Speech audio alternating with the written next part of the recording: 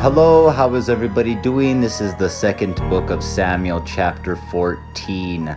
We are catching up with Sins of Us Fathers, part 2 on the Word's Time, our YouTube Bible study.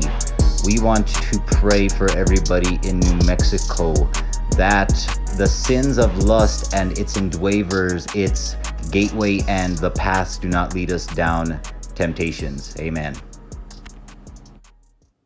All right, I think we're going. I want to say hello. How are we doing? Of course, I want to just throw this out there as it's on the top of my head. This is not a controlled set. So anybody could at any moment, and the doors are pretty much unlocked during the days, okay? When I'm home, people. So it's not a controlled set, so people might pop in or out. They're welcome to as well as they want. Just do not disrupt. I think people know better too and have respect. Good thing we don't have no windows that were kind of airing, because I don't want the people that are holding up their signs and picketing to be portrayed on these, the ones that don't want our projects to succeed. But God graces us daily. That's where I'm kind of going with today, is I'm just uplifted in his spirits, and I want everybody else to be there with me and realize that God is carrying us, and we are going to come across those moments when we think that nobody's on our side. Yeah, you could sit there and you could be like, you know what, I'm going to do the best thing. And if we walk through our discipleship correctly, we're learning not to do these things for the pride and the fame and the excitement to come through to us. We do it for the glory of God. But when we do these things and we feel so excited, like that was the best thing I've ever did, and it is, and then you turn around and end up going, and I don't know, people sometimes do things for views, likes, hearts, and all that stuff, and I don't know. I just I don't see the point of it. Yeah, get excited, but nothing's greater than the glory of God just going and blessing us and saying, you know what, that man, I saw you progress each and every time you're doing something, you're doing it better. Whether you're a baseball player, whether you're a soccer player, you guys got our time to rest right now. You're in a season of resting. That's where I've realized with things is, we don't look at this whole thing last night, or the curfew got put on, or whatever they're doing there, okay? No disrespect is about to come towards people's decisions. We're just going to pray and rock with it, okay, guys? We're going to fight through this moment, this second moment, round 2, round 3, whatever we're on round this year. Maybe we're on the 9th, 8th. It's the final round, guys. Let's go. We're right there. Let's keep fighting. Everybody. Okay, so when we go through this moment, maybe we're on our timeout. Maybe we're on our timeout right now. Let's rest. Let's get that strength up. Let's all the basketball players, football players. Let's all the dance. Let's all the acrobats. Let's all the professional. The nurses. I wouldn't say the doctors. The professional scholars in their crafts in this world, but artists too. Maybe now's the time to rest, everybody. Let's rest again. You know, something might be coming up. It's time to rest in a way, I guess, but then it's also time to make ourselves voiced and concerned out, and let people know, like, hey, no, we didn't want this second shutdown. You know, is this going to affect the kids again? We didn't like that. The kids are dumbed. I'm sorry, I'm not saying the kids are dumb. I'm saying the kids are dumbed because of this situation. And they're dumbed in a situation of emotions. Not educationally. Yeah, they're still getting their education. But they have been dumbed in one area. And that is the expansion of their growth. They're playing around with their freedom of being outside. So things have been ignored. And that is the expansion of their socialism. Their fellowship. That's the way these kids fellowship, for instance. So the shutdown does have effects. Let's be voiced and concerned. Let's do it in a rightful manner. Let's not go and start causing upheavals and stuff. I'm not going to lead away from today's subject, though. I just wanted you to know that now might be the time for people to rest. Now might be the time for us to come through and do our Bible studies. I'm not looking at this like I'm just gonna go starting outside and start rioting and stuff. Today's the normal day. We got to get back with it. Yes, I do have things that affect me. Christopher Michael has things that affect him. I'm a human being. I'm a man standing here with God, though. All right. So I am covered in His grace in some instances. And some instances when we turn away and we see in the Bible where God leaves and Satan steps in. Could it be also too that there was an instance of a demonic spiritual entity coming into your life? Jezebel.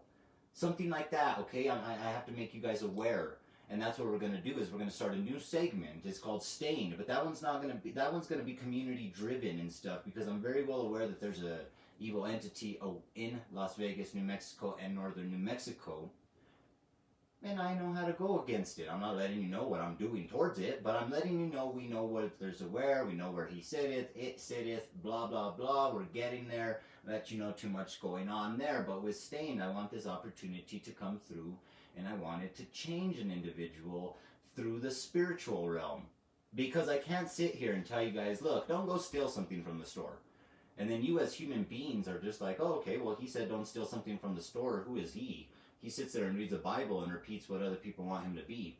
Little do they know that there is a spiritual aspect there going on when I tell people to pray and the enemy comes through and tells them don't pray. Don't let Christopher Michael tell you what to do because and we're not even going to go there. I'm not prophesying anything. I'm reading the Bible. I'm not sitting here and prophesying and saying that China's going to explode in 5 years. I'm not doing that. So you can't call me a false prophet. I don't sit here and no disrespect to the churches. The churches are a home for individuals. I was changed through a building, the church. So tithes are expected. I fund my own stuff here. So I don't take nothing from nobody. I do pay taxes myself as a citizen of the world. So no disrespect to anybody, but I'm coming through from a spiritual realm from God saying, hey, not Christopher Michael is telling you guys, look, Christopher Michael stands on this rock. He's the new Jesus telling you what to do. I'm repeating what has been written, and I am very well aware as I read through some of this stuff that there is evil spirits lurking around, and there is times when God leaves, like in the garden, and then all of a sudden the devil sneaks in. Are we smart enough to sit here and discern it as a human being that the devil is going to turn around and harm us? Eve, okay, by God. One instruction, and the devil came in and led her wrong. And she just did it, okay? This wasn't even a bloodline of man. This was straight from God. We talked about that the other day. We were talking in our meeting, and we sat down the other night, and it's like, okay, well, hey, look, God had to come through Mary in order to be pure, and it's like, well, no, Adam and Eve were technically pure. They were the first ones, and it's just there's this free will inside of us still, and it's still inside of everybody. But we're not doing the righteous decision, and when we're not doing that, and God leaves us for a minute in our houses. I was here in the morning. I was praying. I was looking. I was researching. I was studying with God. And for a minute, I went to go get some coffee, left him on the couch, came back in. He's gone. He's probably going and checking on the baby, checking on the wife, checking on everybody in the house. He's checking on the neighbor. And he goes for a minute, and all of a sudden I sit down, and all of a sudden, for some weird reason, instead of Bible study, we wanted to go into pornography. And it's like, whoa, what the heck is going on? I refuse the devil this morning. I am not watching that. I'm going to watch my Bible videos. I'm not going to watch porn. Where did that come from? God left. The devil came in the side door. Like I told you, I have my doors open around my house. When I'm awake, I was awake. While I'm over there trying to make coffee and I'm praying in this area, God goes, he's like, okay, well, hey, look, everything's good over here, right? I think so, God. But we left the side door open. Okay, and I maybe I didn't pray on the side door being, blessed last night or something happened there, I don't know too much. I know that the devil comes when God leaves. He knows when he can get you, and that's when God is not present. So there is a spiritual war going on, and the only thing that the enemy can do is take the children of God, which is us, and take us away from him. So I can't sit here and say, hey, look, don't kill your brother. Jim, don't kill your brother. John, stop cheating on your wife. look, Chris, hey, I need to stop doing some things myself. I need to stop being so angry with people. I have an anger issue. I'm very well aware about it. Look, we're healing that this week. Trust me, we're healing my anger issues this week. Road rage, all kinds of stuff it's led to. Meanwhile, there are battles of principalities in the heavens happening as us little folk can't even get our own little 10 commandments straight. There is a war going on where angels are probably being maimed and it's darkening. And when we don't pray, these angels cannot be fueled their energy. And there's already presences of evil and darkness, probably in your home. I know in my home, I've asked the angels to be here. I've prayed. There was battles. I'm aware about it. I got sick. I got healed. The things happened. But now the angels have arrived. And they're here. And it's not the 3 angels I was talking about last night. Those 3 angels are coming biblically. That will start to, one will preach the whole gospel continuously. And everybody in the world will hear it. Okay, there's stuff coming. Those aren't the 3 angels I was speaking of last night. I have angels protecting the house. I'm trying to lead towards protecting the block, protecting the whole kind of this quarter zone, then the whole area, then probably the whole map. Okay, there's levels to this stuff that we have to do, but it starts in our homes. So if it does no good, if we're sitting here saying, "Look, I'm not cheating on my wife, Chris. I'm doing good. I'm doing good, Jesus." You know, we're doing good. But if you're not praying, and if you're not being open up to the spiritual aspect, you become prideful and you start saying, look, like, I'm good, man. I don't cheat on my wife. And that was the only one hindrance that I had. But if you didn't give Jesus the credit and you don't sit there and you don't bow down and pray, probably continuously throughout the day, the devil is sneaking in the side of your door and then he's leading you astray without you even knowing it. So now all of a sudden you were healed of your adultery. But now pride and idolism has come into your head because now you're just like, bro, I stand on a high horse. I don't sin. I'm going to tell the whole world how they're blasphemous and how they are sinners and how they're... And now pride has consumed you. And the devil twisted that and used something that was longing in your heart because the pride is what also got you to leading towards cheating on the wife. You had this idea in your head that you were just this gift from God to women. I've been there. If we don't be aware that the devil is sitting right here behind me right now as I'm doing this video, but God is sitting ahead of him, maybe even further back, and his voice is louder, and I hear God's, and I ignore the devil's, and I refuse the devil today, and I rebuke the devil from this home, and I ask him to hence leave forth thee. Look, leave from my house today.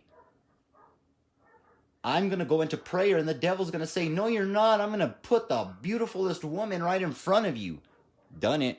Tried it. Been alone with a chick, 2 a.m. in the house, woman of the dreams. When I was 16, 17, whoa, okay, I would have, yeah. Look, then I had to sit there and say, look, I am not doing this.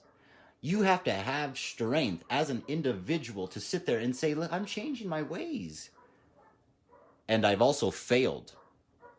I have also sat there and I have failed without the power of God. Without the power of God being inside of me to sit there and discern what I needed to do with this individual. I have hurt a man and I have hurt women and men, multiple. Because as I sat there with this individual, something came across me and said, rob them. Rob them of their possessions. Rob them of their emotions and their self-worth. Rob these people that are just here trying to be with you, Christopher. You have this light, you have this energy, you have this ability to heal people. But today when I put 15 people in front of you, I want to make you sound like an idiot. I want to make you sound like a fool. I want these 15 people to see you for what you are. You could be painting a picture of a sheep and a lamb, and I'm going to make it look like a wolf. And I just want nobody to listen to you. And I want nobody to come across and trust in you. And I don't want anybody to hear you. I want your sins to just cover in front of you like this cloak instead of the white that is actually being portrayed by God because he has washed me away from my sins. I am stained in the blood of Jesus Christ. I ask everybody today to just be aware that there are battles of principalities going on and there is demons lurking around our homes and they are lurking around your children, and you gotta keep God in your house and ask that these areas be cleansed. Okay? Sex is a big one. That's why I'm speaking on it. It's not like I'm sitting here saying, look, like, you guys need to all change from your ways. There has been such a biggest battle with sex, and I have a series coming out with Stained on it, and I'm not saying that just for clout, saying like, look, I boom, promotion time, ad. No, Stained is going to be a series for the people that already know God, the body of Christ, the church, who don't know how to battle the spiritual aspects. I'm taking that realm. I'm going in there. I want to go in there. I sit here daily. I pray 30, 50 times, not throughout the day, without cease. I pray. I'm a praying man. I'm a praying warrior. I know exactly the devils, the demons. I've been touched by Jezebel. Almost a year. It's been almost a year to the date. Never even needed to Google her image. And I could tell you what she looked like. And it was not a dream. I've dreamt. I've been awake. I've been sober. I've been high. And I can tell you, this was the realest thing I've ever experienced. A red clay looking, I don't even want to go there. And she touched me. And I was led astray. And I didn't know how to pray. I did not know how to pray. So I think I was secretly, I don't know what was going on. I do and I don't. I do now. Then I didn't. So I do now. And that's why I need to take you guys, and I need you guys to trust. There is demons lurking on you. And if you're not coming to God, Jesus, the ultimate one, he doesn't know that you guys want these demons removed. He's probably sitting there and just like, look, well, they don't want to change. We need to see differences. Sins of us fathers, too. Yesterday was sins of us fathers. Now it's sins of us fathers too. The sins of the fathers could be, the biggest one is repeating our mistakes, not teaching our kids different. If I'm a sex addict and I know I had a sexual addiction and I didn't ask people to pray on it and I didn't come to God with it and lay it down at his feet, and I was walking around humbly saying, haha, I'm with God, I'm clean, I'm baptized. He knew this. He knew exactly which knife to twist in me and say, no, you're not. Ever since the age of 12, you've masturbated. You're a sexual being. I know you, Christopher. You wouldn't steal from anybody. You would never kill anybody.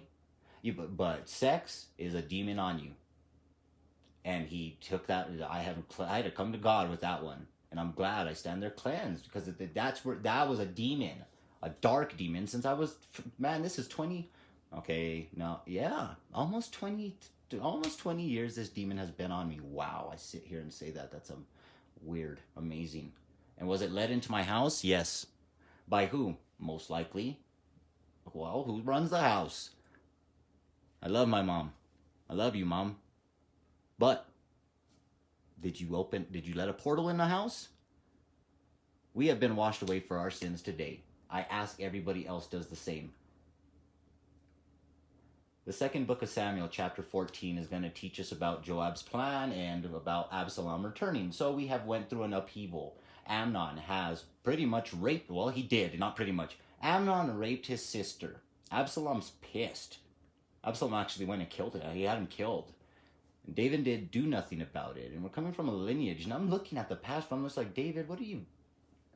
Is it the times? What is...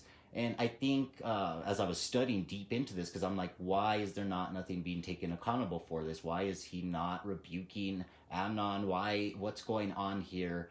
And it's just looking like if these guys are just brutes in a way, you know? I mean, in old times, you'd be calling them brutes. Just, I think to David, sex is a sin, a big, heavy thing on David. I've noticed he has a lot of women. I noticed so David, when he sees Amnon does this, I think he sits back and he's just like, I really can't tell him nothing. Yes, you should have, David. If you don't cut that branch off, though I think that goes to branches we need to cut off. That goes into one sin. I mean, if you're a thief, cut that hand off, dude. Like, don't be you need to, if David was and David's not acting on this. Absalom's kind of very well pissed, you know? And then we have Joab sitting here, and they got some plans. They're doing some stuff. So we see in chapter 14 in the second book of Samuel, verse 1. Now Joab, the son of Zeruiah, perceived that the king's heart was toward Absalom. And Joab sent to Tekoa, and fetched thence a wise woman, and said unto her, I pray thee, feign thyself to be a mourner, and put on now mourning apparel, and anoint not thyself with oil, but be as a woman that had a long time mourned for the dead, and come to the king, and speak on this manner unto him. So Joab put the words in her mouth. Joab's the one that told her, like, look, I need you to go down to the king and to my dad, to David, and say, look, this is going on. We have some issues, and David's just not listening. So we need to kind of speak to him, and I don't know if it's a parable, or I need you to kind of, kind of say this happened. What do I do? And let David say, well, and David, they did this to David before, and David's just like, well, I mean, that guy should die. And then he turned around, he's like, Nathan's like, that's you, bro. That's you. So they're doing the same thing to him now. They're just like, oh, kind of trick David, we need Absalom to come back and tell him that one kid's dead, and what would he do? And he's like, well, he catches himself. They want to contradict David. They want to get David to contradict himself, or actually put David in a position where he condemns himself, and he puts him, they pretty much want to catch his words against him and screw him over, I feel, and I hope not. I hope there's not that intention there. I'm going with the story with you. First time, next year, I'll know better, watch. I'll know, and I'll deliver you guys better, but for now, they're in the verse 4 of the chapter 14 in the second book of Samuel. And when the woman of Tekoa spake to the king, she fell on her face to the ground, and did obeisance, and said, Help, O king. And the king said unto her, What aileth thee? And she answered, I am indeed a widow woman, and mine husband is dead. And thy handmaid had 2 sons, and they 2 strove together in the field, and there was none to part them. But the one smote the other, and slew him. And behold, the whole family is risen against thine handmaid. And they said, Deliver him that smote his brother, that we may kill him. For the life of his brother whom he slew, and we will destroy their heir also. And so they shall quench my coal which is left, and shall not leave to my husband neither name or remainder upon the earth. And the king said unto the woman, I have a feeling like they were like talking there about like Cain and Abel. Hey, we might have to do some navigating here. I don't know. Verse 8, and the king said unto the woman, Go to thine house, and I will give charge concerning thee. And the woman of Tekoa said unto the king, My lord, O king, the iniquity be on me, and on my father's house, and the king and his throne be guiltless. And the king said, Whosoever saith out unto thee, bring him to me, and he shall not touch thee any more. Then said she, I pray thee, let the king remember the Lord thy God, that thou wouldest not suffer the revengers of blood to destroy any more, lest they destroy my son. And he said, As the Lord liveth, there shall not one hair of thy son fall to the earth. Then the woman said, Let thine handmaid, I pray thee, speak one word unto my lord the king. And he said, Say on.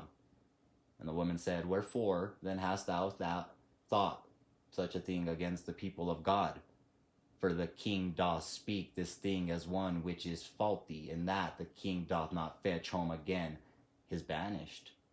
For we must needs die, and are as water spilt on the ground, which cannot be gathered up again. Neither doth God respect any person, yet doth he devise means that his ground, which cannot be gathered, which banished, be not expelled from him.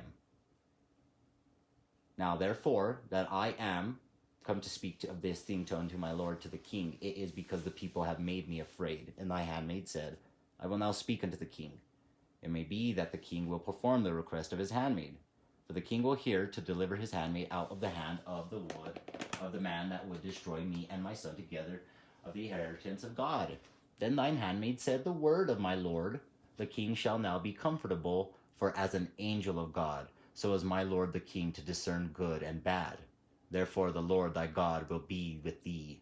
Then the king answered and said unto the woman, Hide not from me, I pray thee, the thing that I shall ask thee. And the woman said, Let my lord the king now speak. And the king said, Is not the hand of Joab with thee in all this? Oh, he figured him out. And the woman answered and said, As thy soul liveth, my lord the king none can turn to the right hand or to the left from out the Lord, that my Lord the king hath spoken. For thy servant Joab, he bade me, and he put all these words in the mouth of thine handmaid. To fetch about his form of speech hath thy servant Joab done this thing, and my Lord is wise, according to the wisdom of an angel of God, to know all things that are in the earth. And the king said unto Joab, Behold now, I have done this thing. Go therefore, bring the young man Absalom again. And Joab fell to the ground on his face and bowed himself and thanked the king. And Joab said, Today thy servant knoweth that I have found grace in thy sight, my lord, O king, and that the king hath fulfilled the request of his servant. So Joab arose and went to Geshur, and brought Absalom to Jerusalem. And the king said, Let him turn to his own house, and let him not see my face. So Absalom returned to his own house, and saw not the king's face. And come back, Absalom, but do not come to the presence of me. I just don't want to see you right now. I don't know if things will change in the future. But just don't come through right now. Not right now. Maybe later. But you still can come. Let him return home. But in all Israel there was none to be so much more praised as Absalom for his beauty. From the sole of his foot even to the crown of his head there was no blemish in him. And when he pulled his head, for it was at every year's end that he pulled it, because the hair was heavy on him, therefore he pulled it, he weighed the hair of his head at 200 shekels after the king's weight. And unto Absalom there were born 3 sons, and 1 daughter, whose name was Tamar. She was a woman of fair countenance. So we go back, and that's not Tamar, the girl that is assaulted in verse 13, 12, well, up until 13. We see Tamar, and Absalom is naming Tamar after his sister. Absalom's sister, Tamar, is the one that was assaulted by Amnon, and why Amnon was killed or deceived and betrayed or put to death pretty much by Absalom. Now Absalom has daughters and one daughter, 3 sons, and he names her Tamar. And after respect of his sister, who all this has happened for. And we're not going to get into that. But I think it tells you that, it describes Absalom here as, it describes him very well, and we're going to get into that tomorrow. There's a lesson there. Absalom's a little bit arrogant. Verse 28. So Absalom dwelt 2 full years in Jerusalem, and saw not the king's face. Therefore Absalom sent for Joab to have sent him to the king, but he would not come to him. And when he sent again the second time, he would not come.